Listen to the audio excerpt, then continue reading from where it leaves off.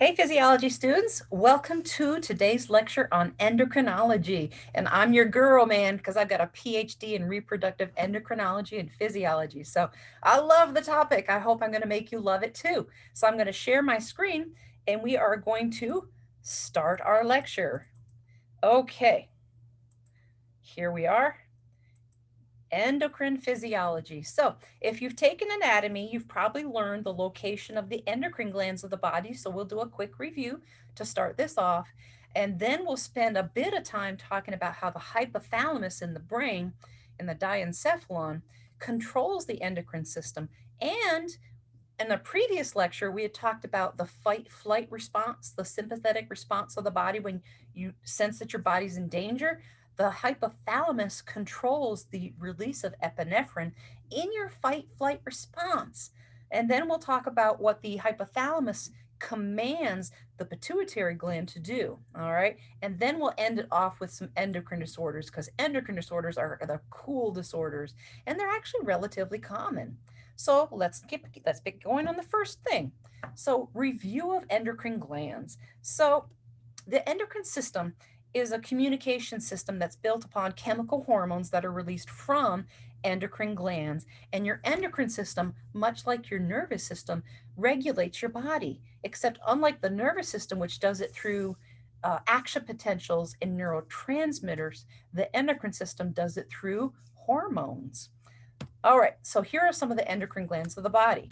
The pituitary is the master gland of the body, and it is suspended from the hypothalamus, which is located right here, by a stalk. All right, now, if you think about the endocrine system as a military hierarchy, the hypothalamus is in charge of everything. So it's the general, it issues the commands, and then the pituitary gland would be like the captain. It'll take commands from the hypothalamus, and then it will then issue commands as hormones to the endocrine glands of the body. Okay, next, the pineal gland is located at the posterior part of the thalamus, right here. Next, the adrenal glands are glands that sit atop each kidney. The thyroid gland sits on top of your trachea, and then on the posterior of that trachea are going to be 4 parathyroid glands. Gonads, that means ovaries or testes, they produce hormones as well. The GI tract, the gastrointestinal tract, also produces hormones. And then the pancreas. We've talked a lot about the pancreas back in chapter 1 in terms of how it regulates blood glucose.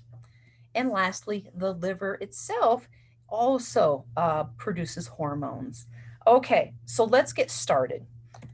Right at the top with the hypothalamus. Okay, so in this lower right hand image, what is shown in here is the hypothalamus, and you can see it's connected to 2 lobes of the pituitary, the anterior pituitary, which is anterior, and the posterior pituitary, which is posterior.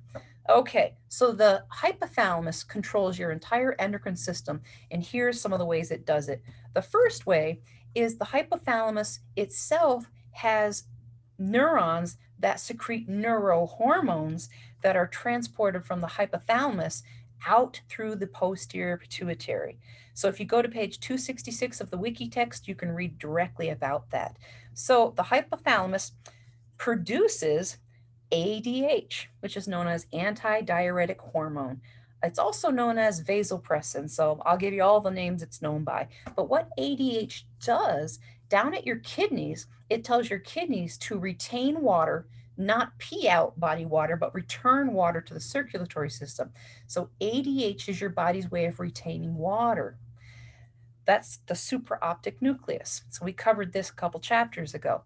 The paraventricular nucleus secretes oxytocin, and we had talked about that hormone back in chapter 1 as well. Oxytocin is the hormone released by the hypothalamus when a woman is breastfeeding her child, and it causes milk let down from the mammary glands, and it also causes strong uterine contractions during childbirth. Okay, the next way the hypothalamus controls the endocrine system is, well, it secretes commands to the pituitary gland to produce hormones. So the hypothalamus secretes releasing hormones. I abbreviate it with RH. for releasing hormone. And it also secretes some inhibiting hormones, abbreviated IH. And so that will inhibit the pituitary from secreting something. And then lastly, your hypothalamus controls your fight-flight response. So the hypothalamus stimulates your adrenal gland, the middle part called the medulla. It makes that secrete epinephrine, okay? And in a previous chapter, the peripheral nervous system, we talked about epinephrine and its receptors and what it causes to happen to your body during fight-flight. So we're going to start with the releasing hormones and the inhibiting hormones. Okay, so the hypothalamus secretes 5 releasing hormones. Some textbooks will tell you more, but I'm just going to do the 5, and 2 inhibiting hormones. So the first one, its acronym is GnRH, and that stands for gonadotropin releasing hormone. So all these releasing hormones end in RH. So the GN refers to gonado, and ultimately that means this from the hypothalamus is going to tell ovaries and testes to produce a hormone. Next, okay, growth hormone releasing hormone, GHRH. So, oh, this is a mistake. Let me fix it really quickly here. This should not be here. Let's take that out real quick. Okay, now we'll go back to full screen. So the next one is growth hormone releasing hormone. That's going to make the pituitary gland release growth hormone. And ultimately, that's going to cause growth of tissue. You don't have to have much of an imagination. The next hormone is CRH, corticotropin hormone or releasing hormone. Okay. So that's going to ultimately cause your adrenal cortex, which is the outer capsule, that's called the cortex of the adrenal gland, to produce a hormone. Next, thyrotropin releasing hormone, TRH. So it's got the word thyro in it. So guess what it's going to end up stimulating? Your thyroid gland. Again, doesn't take much imagination. And then prolactin releasing hormone, or PRH. So prolactin releasing hormone ultimately will affect milk production in the mammary glands. So think of the word pro as meaning for and lactin for lactation. It literally means for lactation. So it will cause milk production. Okay, the inhibiting hormones. GHIH is growth hormone inhibiting hormone. And so what that will cause to happen is, well, that'll stop growth hormone secretion. And then I don't know why it's not showing up, but let's get the next one. It should be prolactin. There we go. Prolactin inhibiting hormone, or PIH. That will stop milk production in the mammary glands. So remember, these are the commands from the general, the hypothalamus. On the next slide, we're going to see what the pituitary gland does in response to the general's commands. So the anterior to pituitary response. So on the left, if the hypothalamus releases gonadotropin releasing hormone, the pituitary, the anterior pituitary, will secrete LH and FSH, which stands for luteinizing hormone and follicle stimulating hormone. These hormones are going to tell gonads, testes, and ovaries to do something. If the hypothalamus secretes growth hormone releasing hormone, then the pituitary is going to secrete growth hormone. And that is going to affect almost all tissues in your body for growth of tissues and repair. Okay, if the hypothalamus secretes CRH, that makes the, remember that stands for corticotropin releasing hormone. The pituitary will secrete adrenocorticotropic hormone, or ACTH. So adreno means adrenal gland, and cortico means cortex. So literally, ACTH from the pituitary is going to tell your adrenal cortex to produce a hormone. Next, TRH, thyrotropin releasing hormone, causes the pituitary to secrete thyroid stimulating hormone, or TSH. So, well, you can tell from the name what it's going to do. It's going to stimulate the thyroid gland to make its hormones. PRH, prolactin releasing hormone, causes the pituitary to secrete prolactin. Remember, prolactin means for lactation. So it's going to be about milk production from mammary glands. Okay, inhibiting hormones. Growth hormone inhibiting hormone will inhibit the pituitary from secreting growth hormone. So let me go off script for a minute here. Growth hormone tells all body tissues to grow and repair themselves, but a little dab of hormones will do you. The body has negative feedback regulation of these hormones, so there's not too much of these hormones in the blood. Too much growth hormone in the blood can cause excess growth. We're going to talk about that as one of the disorders. But a more common application in nursing is you're going to find that people abuse growth hormone. They can buy synthetic growth hormone off the internet without a prescription.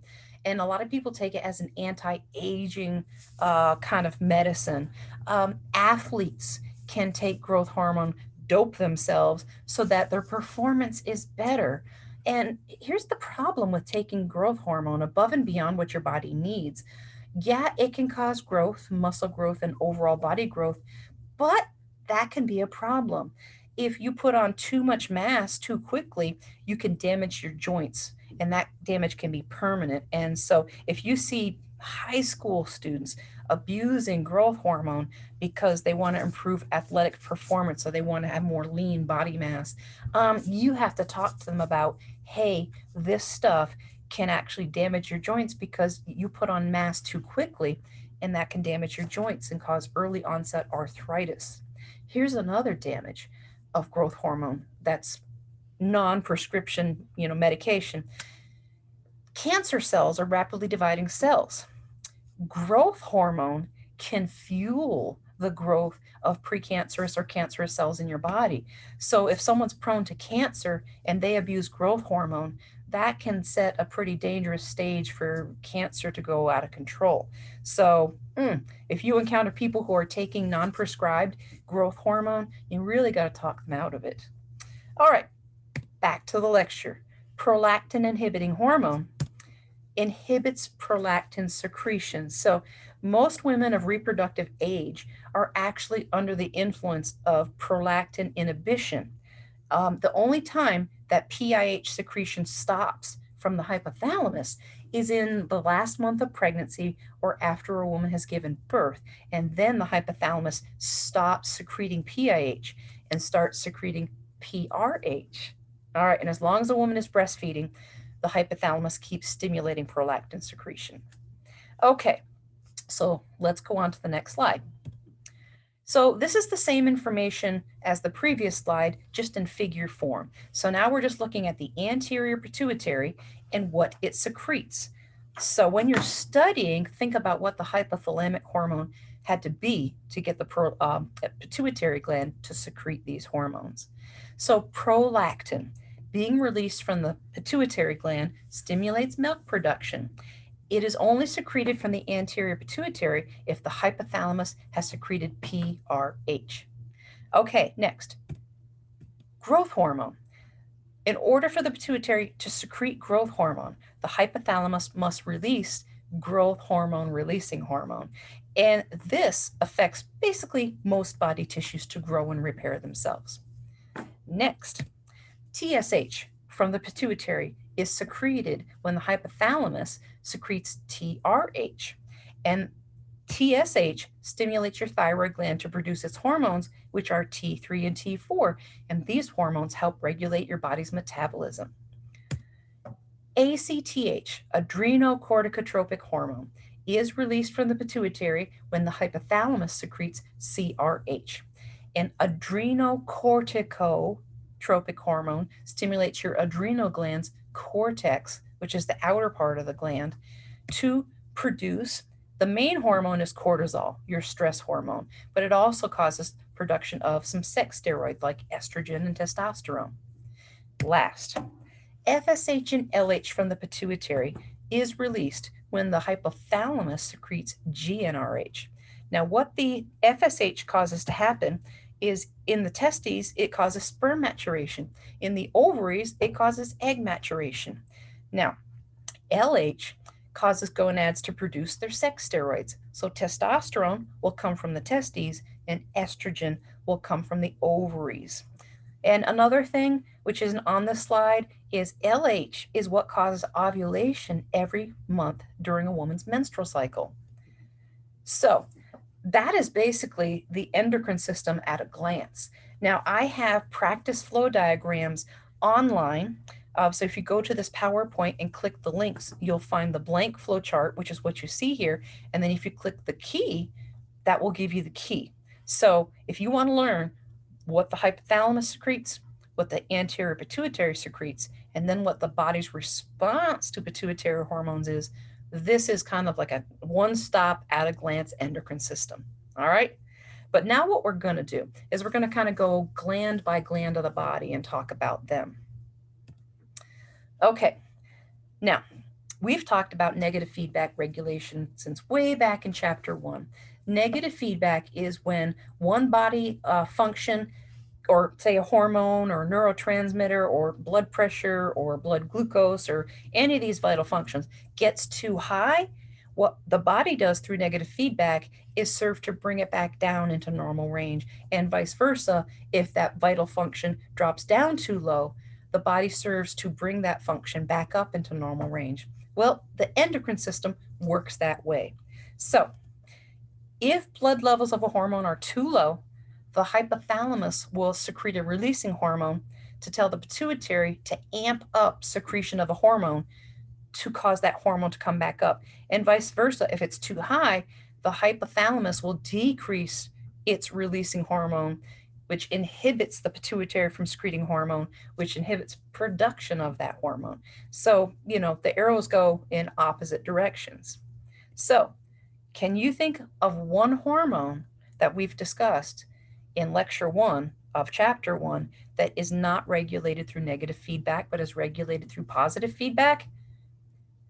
If you said oxytocin, you'd be correct. Oxytocin is one hormone that's not regulated by negative feedback. It's regulated by positive feedback. All right? Okay. So let's look at these answers. If the hypothalamus senses that growth hormone in the blood is too high, what will it do? If it's too high, it's got to come down. So what the hypothalamus will do is will decrease its growth hormone releasing hormone secretion. That causes the pituitary to decrease growth hormone secretion. And so this is what's happening on a regular basis. It gets too high, it comes back down. It gets too low, comes back up, and so forth in an oscillating fashion.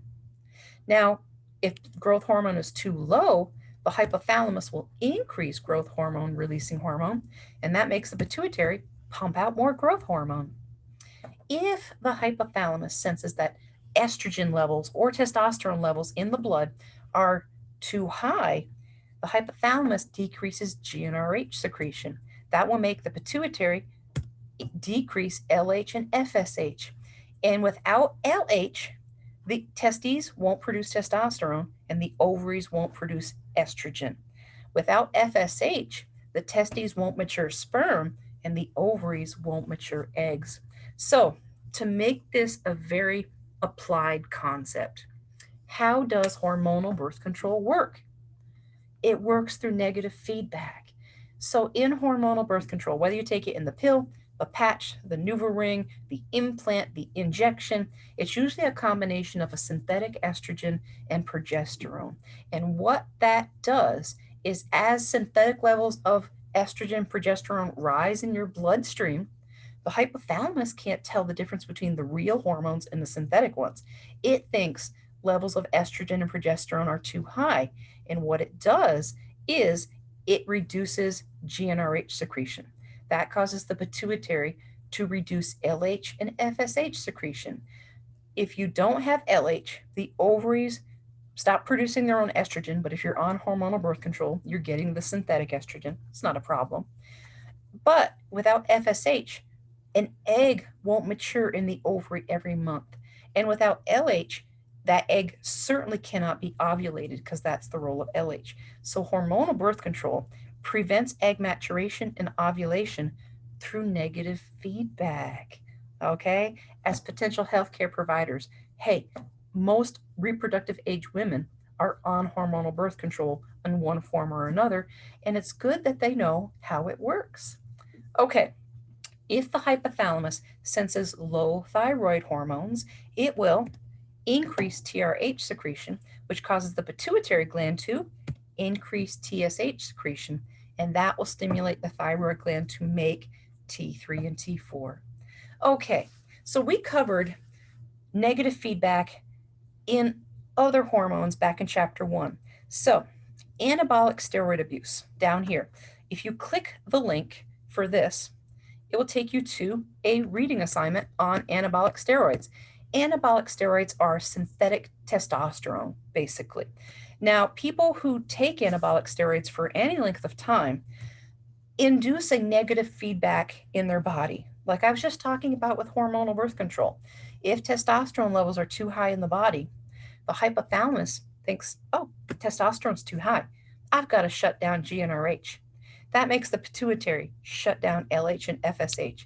Without FSH, sperm won't mature in the testes. Without LH, the testes won't make their natural testosterone because the body thinks testosterone levels are high, even though it's synthetic. So, because of this negative feedback, anabolic steroids cause multiple problems. Number one, if you don't have FSH, you're sterile. You're not producing sperm, okay? With extra testosterone in the body, that comes with side effects that can include increased risk of stroke and heart disease. That comes with the risk of gynecomastia. Testosterone is kind of a hard hormone on the body, and when levels are too high, the body tends to convert it enzymatically into estrogen. And in a male, that estrogen can cause mammary like tissue growth called gynecomastia. Basically, you can grow breasts. Another thing that can happen is acne, aggression, or roid rage. If adolescents, teenagers are taking anabolic steroids because they want to grow taller or they're athletes and they want to improve their performance, even women, teenage women take it if they're, athletes and want to improve their performance, or they just want to get lean and lose body fat. Well, number one, if a woman's taking testosterone, you're not going to have a period, okay?